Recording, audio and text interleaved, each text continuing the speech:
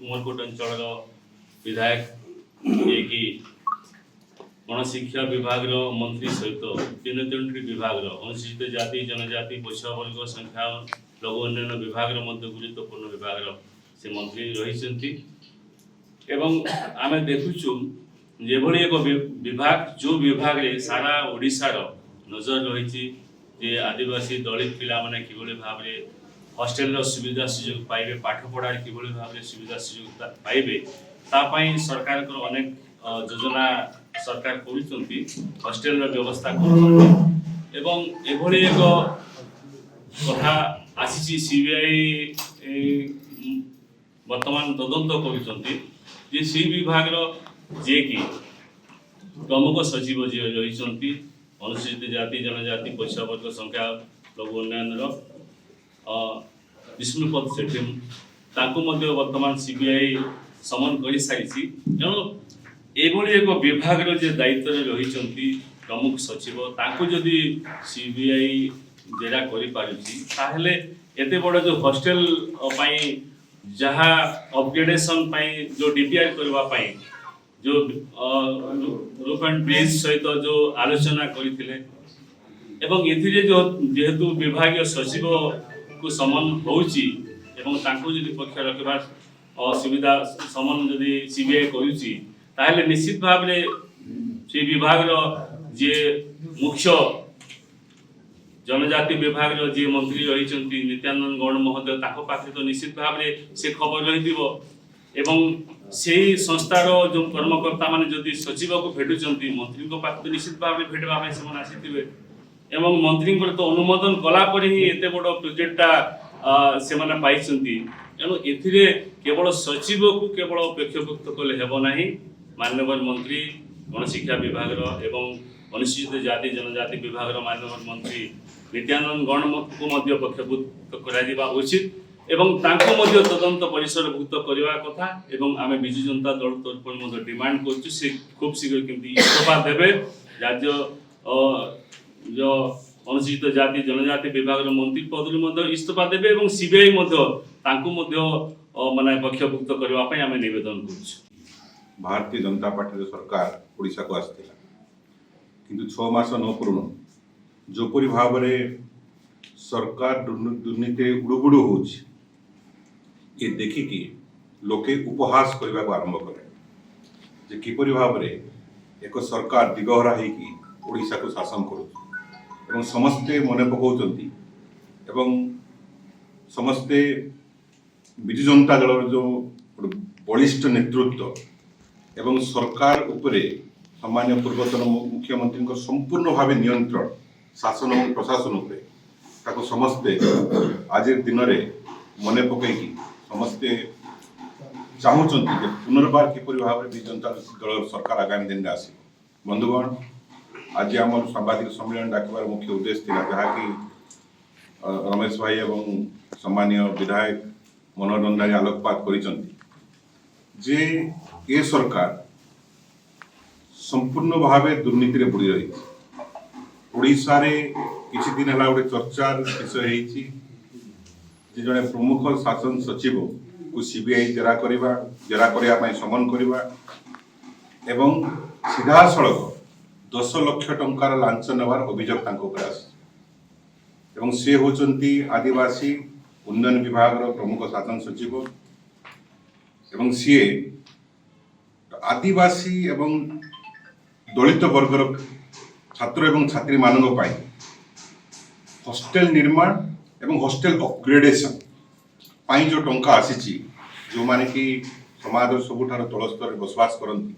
से टंका को आत्मसात करने ये सरकार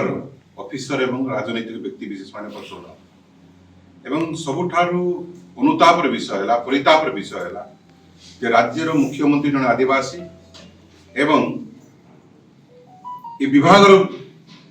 मंत्री जन आदिवासी तथापि आदिवासी एवं दलित वर्गर लोकंकर टंका को लुट करा आपण माने समस्त अवगत थे एवं ये गोटे विराट बड़ टेंडर फिक्सिंग आपण मान को चाहे जे ये जो रूप एंड ब्रिज कॉर्पोरेशन जहाँकि भारत सरकार गोटे पीएसयू पब्लिक सेक्टर यूनिट जी सारा भारत वर्ष में कंस्ट्रक्शन काम से करें किपर भाव में टंका लुट कर जानी रखा उचित जे आदिवासी विभाग को जिते सब अनुदान आस केंद्र सरकार और राज्य सरकार पाख जो अनुदान आसू पीएसयू माध्यम खर्च कर सरकार सीधा सड़क निर्देश दि जाए राज्य सरकार को पाखरे बहुत डिपार्टमेंट अच्छी पीडब्ल्यूडी अच्छी आमर आरडी डिपार्टमेंट अच्छी आईटीडीए अच्छी ब्लॉक काम करि पारिबो किंतु तांको दिया जीवो नाही ए सीधा सड़क पीएसयू मान को दिया कारण केंद्र सरकार पीएसयू द्वारा करेले ताको हाथ मारिबा असंभव होई पड़े आपण मान जानि रखिबा उचित जे पीएसयू माध्यम रे किंती काम करा जाय जे कोनसी पीएसयू जेमति ओडिसा रे काम करछि एनबीसीसी एवं NBC national building construction corporation NPCC national power project construction corporation रूप एंड ब्रिज कॉर्पोरेशन एमान जो काम करती एमान गोटे मॉडस ऑपरेंडी अच्छी काम करिवार गोटे शैली अच्छी से कौन करती जो कॉर्पोरेशन रे लिमिटेड संख्यार ही कॉन्ट्रैक्टर सेठी रजिस्टर होता एम्पैनल होता 5 ରୁ 10 भितर जिते बड़े कौन सी काम तांको दिया जाए ता ओपन टेंडर हुए नहीं तांको कॉर्पोरेशन भितर तांकर एजेंसी भितर से टेंडर हुए धरि नियंतु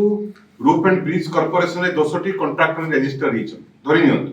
तो 10 जन को भितर ही से काम को बंटा हो बाहर लोग केही करि पारिबे नहीं तो तांको भितर सोला सूत्र हवा धरि नियंतु 10 कोटी टकार काम दिया गला तो से 10 कोटी टकार काम को 10 जन कॉन्ट्रैक्टर आराम से बांटी के नहीं दे पारे एवं तांको भितर कौन सी प्रकार कंपटीशन हुए नहीं सेमान को भितर अंडरस्टैंडिंग रे काम हो एणु करी सब बेले चाहती ये काम गुडा समान पाखु जाऊ एवं मैक्सिमम समय आप देखिए ये डिपार्टमेंट गुडाकर काम एक्सेस रे दिया जाए जिते शेड्यूल रेट थी तार 5 ରୁ 7% पर्यंत एलाउ करा कौन सी प्रकार टेंडर होने जो द्वारा कि सरकारी कर्मचारी एवं से विभाग जो माने पदाधिकारी था राजनीतिक पदाधिकारी तांको किकबैक नहीं थिबा को नेबा पई संपूर्ण रूप सुविधा है एणु करी से माने सब बेले चाहती जे ए काम गुडा को दिया जाओ सेंट्रल पीएससी को एवं आपण निश्चित भाव में जानिथिबे जे रूप एंड ब्रिज कॉर्पोरेशन को 37 कोटी टंकार काम गोटे दिन रे विदाउट एनी टेंडर प्रोसेस तांको दिया जाय गोटे रिकमेंडेशन रे दिया जाय एवं से काम को नहीं कि जहाँ किकबे हितला सेठे धरा पड़ आमर 2-3टा प्रश्न रमेश भाई भल भाव जानिथिबे बहुत दिन धरे मंत्री थिले जे 20 कोटी टंकार अधिका काम जदि काहाको दिया जिवो ताहले कैबिनेट रे अप्रूवल होवा पे बाध्य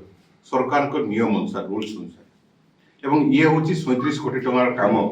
जोटा कि आदिवासी विभाग रो टंका को दिया जाय रूप एंड ब्रिज कॉर्पोरेशन ठीक से परी से डेट रे 9 अक्टोबर 2024 रे वापकोस को 180 कोटी टंकार काम गोटे रिकमेंडेशन रे दिया जाय जोटा कि असंभव मंत्री और मुख्यमंत्री जानी पारे कारण 20 कोटी टंकार ऊपर को जदि कौन सी काम दिया गला ताहले मुख्यमंत्री निश्चित भाव जानवे कारण से कैबिनेट रे अप्रूव हो एवं 20 कोटी रु जदि कम हो जाउची ताहले कैबिनेट मंत्री बा से विभाग रे जे भी अधीनस्थ मंत्री थांतु से तो 100% जानवे कारण तांको रिकमेंडेशन तांको बिना अनुमति दिया जाय पारिबो उभय मुख्यमंत्री एवं विभागीय मंत्री द्वारा ये भलिया 9 तारीख 19 अक्टोबर 2024 रे वापकोस एनबीसीसी ब्रिज रूप एंड कॉर्पोरेशन एवं सीआर ये 4टी एजेंसी को सेंट्रल गवर्नमेंट रो पीएससी को 400 कोटी टंका पाखा पाखी 400 कोटी टंकार काम 1 रिकमेंडेशन 1 लेटर रे दिया जाय तो हमर प्रश्न होला से 400 कोटी टंकार काम पाई जने विभागीय सचिव प्रमुख सचिव रिकमेंडेशन करछथि मंत्री किमती जानिबे नाही